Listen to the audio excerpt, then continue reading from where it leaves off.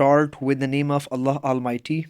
First of all, I would like to introduce myself, Ansar Abbas Jafri.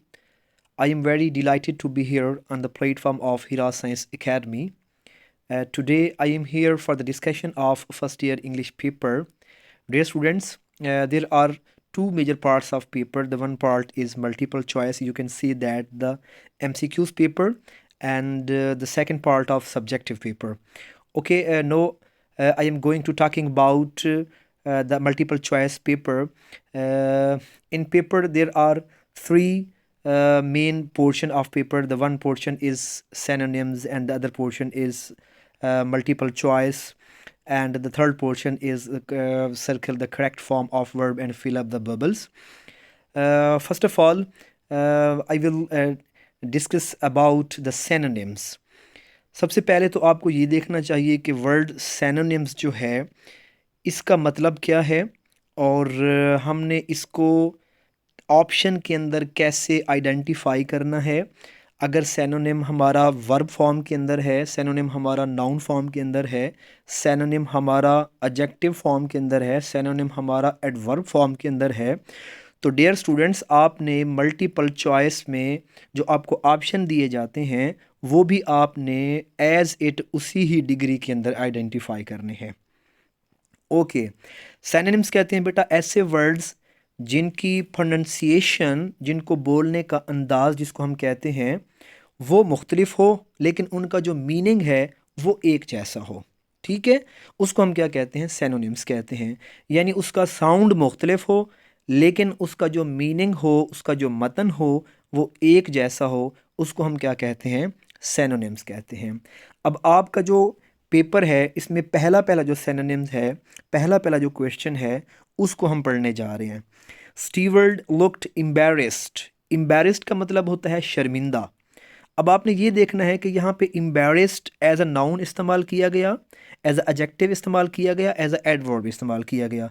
तो बेटा यहाँ पे एज अ एडजेक्टिव इस्तेमाल किया गया है। आपको पता होना चाहिए कि एडजेक्टिव हमेशा क्वालिफाई करता है किसी नाउन को और किसी प्रोनाउन को। स्टीवर्ड यहाँ पे एक नाम है, एक नाउन है, तो स्टीवर्ड की सिचुएशन को बताने के लिए एम्बैरेस्ड लगाया गया। ठीक है, एम्बैरेस्ड यहाँ पे एडजेक्टिव है। आप जो ऑप्शन सेलेक्ट करेंगे वो भी आपका एडजेक्टिव ही होना चाहिए। एडजेक्टिव अगर नहीं होगा तो आपका ऑप्शन गलत कर दिया जाएगा। अब एम्बैरेस्ड आपका क्या है बेटा? आपका एडजेक्टिव है। ठीक है, मैंने इसको सर्कल कर दिया। आपका ये एम्बैरेस्ड जो है आपका एडजेक्टिव है, तो आपने ऑप्शन के अंदर ही वो वर्ड सेलेक्ट करना है जो एडजेक्टिव हो। ठीक है, अब ऑप्शन इसका आएगा अपसेट, क्योंकि एम्बैरेस का मतलब होता है शर्मिंदा। अपसेट यानी वो इंसान जो गलती करे और बाद में शर्मिंदा हो, अफसुर्दगी की हालत में हो। ठीक है, तो ये वाला ऑप्शन आपका दुरुस्त होगा, जिसको हम कहते हैं G C option. Okay, next, he was curious about the button unit. Curious, curious का मतलब होता है बेटा अजीब व गरीब। ठीक है, ये भी यहाँ पे एज अ एडजेक्टिव इस्तेमाल किया गया है, तो यहाँ पे आपका जो ऑप्शन है वो होगा इंटरेस्टेड। क्यूरियस आपका ऑप्शन होगा बी ऑप्शन, इंटरेस्टेड मैंने इसको थोड़ा सा हाईलाइट कर दिया है, ये आपका ऑप्शन दुरुस्त होगा जी। उसके बाद है Norma considered it an eccentric millionaire. Eccentric, eccentric का मतलब होता है निराला, अनोखा। ठीक है जी, ये एडजेक्टिव भी इस्तेमाल किया जा सकता है और नाउन भी इस्तेमाल किया जा सकता है। तो यहाँ पे जो इसका ऑप्शन है वो है एबनॉर्मल, ए ऑप्शन यहाँ पे दुरुस्त है। Norma joined Arthur in the elevator. Elevator, elevator कहते हैं ऐसी मशीन जो सरफेस से आपको ऊपर की तरफ लेके जाती है। ठीक है, अब इसको क्या, इसका किस तरह से हम इसको प्रोनाउंस करेंगे? एलिवेटर। अब अमेरिकन में इसको हम एलिवेटर कहते हैं और ब्रिटिश इंग्लिश में हम इसको लिफ्ट कहते हैं, जो कि ऑप्शन भी यहाँ पे दिया गया है, बी ऑप्शन आपका यहाँ पे दुरुस्त है। चलें जी, अब नेक्स्ट देखें जी। ओके, क्वेश्चन नंबर है बेटा 5। She made a scuffing sound. She made a scuffing sound. Scuffing का मतलब होता है बेटा तंजन, तंज के साथ किसी से बात करना। इसका ऑप्शन है बेटा मॉकिंग, ए ऑप्शन यहाँ पे दुरुस्त है। उसके बाद है आर्थर लुक्ड एस्टॉन्डेड। एस्टॉन्डेड का मतलब है हैरत ज़दा। ठीक है, हम ये वाला वर्ड पढ़ रहे हैं एस्टॉन्डेड, जिसका मतलब है हैरत ज़दा। अब हैरत ज़दा, अब आपने देखना भी वही सिनोनिम है, चूँकि है यहाँ पे एस्टॉन्डेड एज अ वर्ब इस्तेमाल किया गया है, तो आपने अपने ऑप्शन के अंदर ही वर्ब सेलेक्ट करना है। यहाँ पे सी ऑप्शन होगा स्टंट। स्टंट यहाँ पे आपका वर्ब है, तो यहाँ हम क्या लगाएंगे, ऑप्शन आपका सी। ठीक है जी, स्टंट मैंने थोड़ा सा इसको डॉट लगा दिया ताकि आपको ये चीज़ें क्लियर होती जाएं जी। चलें उसके बाद देखें जी, she walked into the kitchen numbly. इसको ज़रा गौर कीजिएगा, प्रोनाउंसिएशन है बेटा नमली, नॉट अ नम्बली। बहुत सारे ऐसे स्टूडेंट्स हैं जो बी को यहाँ पे प्रोनाउंस करते हैं, बी यहाँ पे साइलेंट है, यहाँ पे वर्ड होगा नमली, नॉट अ नम्बली। ओके, अब ये यहाँ पे बेटा एडवर्ब इस्तेमाल किया गया है यहाँ आपका, तो इसका मतलब है बेटा यानी ऐसा इंसान जिसके अंदर इमोशन ख़त्म हो चुकी हों, जिसके अंदर एहसास ख़त्म हो चुका हो, बिल्कुल बेजान सा नज़र आता हो। ठीक है, यहाँ पे ऑप्शन होगा बेटा फीलिंग लेसली। यहाँ पे ऑप्शन आपका दुरुस्त है, feeling Leslie. Is it clear? चलें नेक्स्ट देखें बेटा, circle the right option. What was the reward for pushing the button. Button के दबाने पर कितना उनको रिवॉर्ड मिलना था, वो आपने बताना है जी। ये है जी $50,000, ये बी ऑप्शन आपका दुरुस्त होगा। उसके बाद है देयर वॉज स्मॉल मैन। रास्ते में कौन आदमी था, रास्ते में in the porch, in the room, in the hallway, at the door.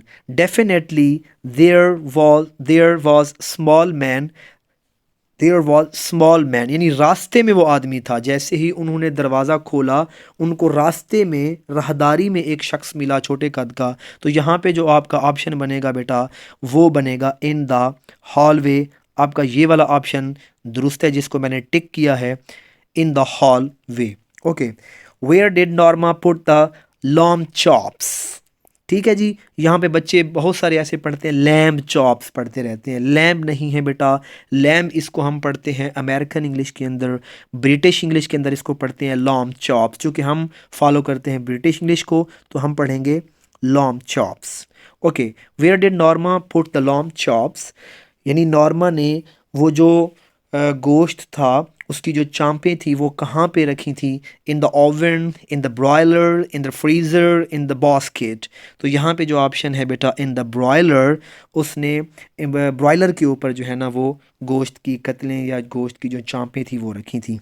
Okay, who in the Norma's opinion as the researcher. Norma का क्या ख्याल था रिसर्चर के बारे में, क्योंकि वो अपने हस्बैंड को बार बार ये कह रही होती है कि हो सकता है कि कोई रिसर्च कर रहा हो सकता है कि कोई ऐसा इंसान हो जो लोगों की रिएक्शन को देखने के लिए ये सब रिसर्च कर रहा हो। तो उसका क्या था कि कौन सा ऐसा इंसान हो सकता है, उसमें देखें साइकियाट्रिस्ट है, अ डॉक्टर है, अ मर्डरर है, उसके बाद एन एक्सेंट्रिक है। अगर आपको याद आ रहा हो, इसका पूरा पूरा जो वर्ड था वो था एन एक्सेंट्रिक मिलियनियर, कि कोई सरफिरा करोड़पति। तो इसका जो ऑप्शन है बेटा वो सी ऑप्शन है, जो कि ये आपका दुरुस्त है। Okay, circle the correct form of the verb and fill up the bubbles. ये आपने अकॉर्डिंग टू टेंस लगाना है कि कौन सा ऑप्शन आपका यहाँ पे दुरुस्त है। I dash for Karachi tomorrow. I dash for Karachi tomorrow. अब यहाँ पे थोड़ी सी कन्फ्यूजन है, जो कि बच्चे कंफ्यूज होंगे। वो ये है कि इसमें ऑप्शन दिए गए हैं am living, leave, left, will have been, living. अब बच्चों ने ये देखना है कि टुमारो आया हुआ है, तो ये आपका सेंटेंस होगा फ्यूचर। तो आप देखें बेटा, आपको मैं ग्रामर का एक रूल बताता चलूँ। जब हम कोई भी प्लान करते हैं इन फ्यूचर के लिए, कोई भी प्लान हम फ्यूचर के लिए करते हैं, तो अगर वहाँ पे टुमारो भी आ जाए तो हम वहाँ पे वर्ब की फर्स्ट फॉर्म लगाते हैं। अगर यहाँ पे विल लीव आता तब भी वो ऑप्शन दुरुस्त था, आप विल लीव भी लगा सकते हैं, आप यहाँ पे लीव ऑप्शन भी लगा सकते हैं। तो ये बी ऑप्शन आपका दुरुस्त है। Okay, when he dash I will let you know, when he dash I will let you know. अब देखें बेटा, ये फर्स्ट कंडीशनल सेंटेंस है। अगर आप लोगों ने पढ़ा हो, 9th क्लास के अंदर कंडीशनल सेंटेंस पढ़ाए जाते हैं।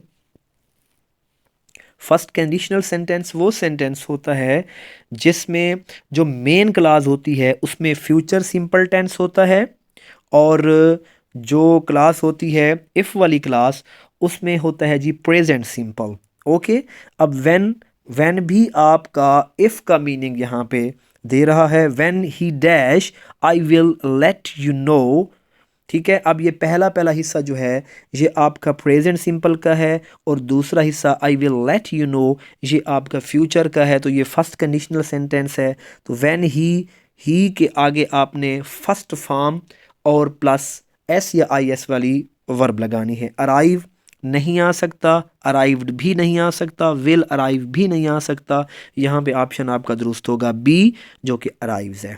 Okay, I am sure she dash if you ask her, I am sure she dash if you ask her। अब ये भी आपका फर्स्ट कंडीशनल सेंटेंस है। अब इसमें देखें, if you ask her, मैंने आपको बताया जो if वाली क्लास होगी उसमें हम प्रेजेंट सिंपल लगाएंगे।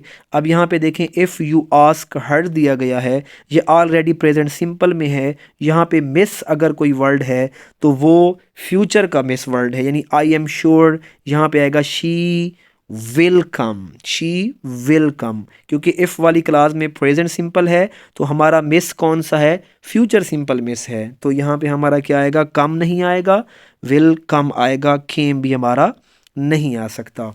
ओके, उसके बाद है हमारे पास जी, उसके बाद हमारे पास I hope they dash the city before I reach, I hope they dash the city before I reach. अब देखें बेटा, जब फ्यूचर में दो एक्शन एक साथ हों तो पहला एक्शन फ्यूचर परफेक्ट में होगा और दूसरा एक्शन सिंपल प्रेजेंट में होगा। ओके, अब सिंपल प्रेजेंट वाला जो एक्शन है बेटा वो आपका ये है आई रीच वाला, ये सिंपल प्रेजेंट में ऑलरेडी आया हुआ।